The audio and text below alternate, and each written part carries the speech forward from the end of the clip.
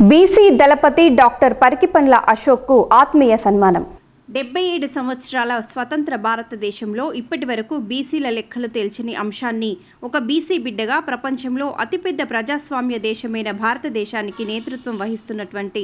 ప్రధానమంత్రి మోదీ ప్రజల యొక్క సముచిత డిమాండ్ను గ్రహించి పార్లమెంట్లో బిల్లు ప్రవేశపెట్టి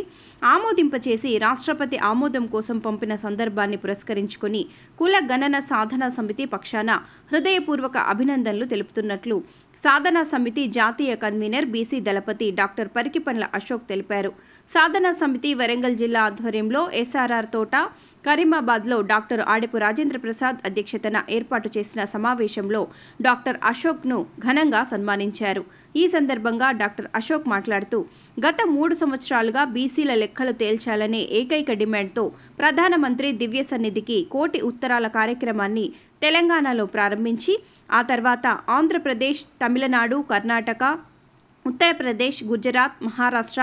మధ్యప్రదేశ్లతో పాటు ఢిల్లీ వరకు ఉద్యమాన్ని ప్రత్యక్షంగా తిరుగుతూ ప్రజలను చైతన్యవంతం చేస్తూ ఉత్తరాలను ప్రజలతో రాపిస్తూ ఇప్పటి వరకు 40 లక్షల ఉత్తరాలను చేరవేశామని బీసీ బిడ్డ గౌరవ ప్రధానమంత్రి మోదీ దేశ ప్రజల ఆకాంక్షను అర్థం చేసుకుని పార్లమెంట్లో బిల్ పెట్టి ఆమోదింపచేయటం, రాష్ట్రపతి ఆమోదానికి పంపించటం ప్రతి బీసీ బిడ్డ గర్వించదగ్గ విషయమని, ఇది ఒక సాహసోపేతమైన చారిత్రాత్మక నిర్ణయమని, వీలైనంత తొందరలో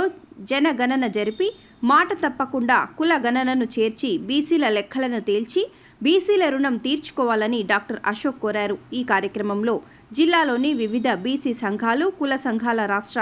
జిల్లా నాయకులు, విశ్రాంత మండల అభివృద్ధి అధికారి రంగయ్య, మల్లారెడ్డి, కొండ యాదగిరి, కృష్ణయ్య, ఉప్పలయ్య, మనస్విని, హనుమంతు, వడ్డెర, కృష్ణమూర్తి, డాక్టర్ నవీన్, శోభారాణి, మున్నూరు కాపు, షేక్ మీరా సాహెబ్, దుగ్గి రవి, రజక, గొల్లగోపు నాగరాజు, రమేష్, నాయి బ్రహ్మణ, నున్న సుమన్,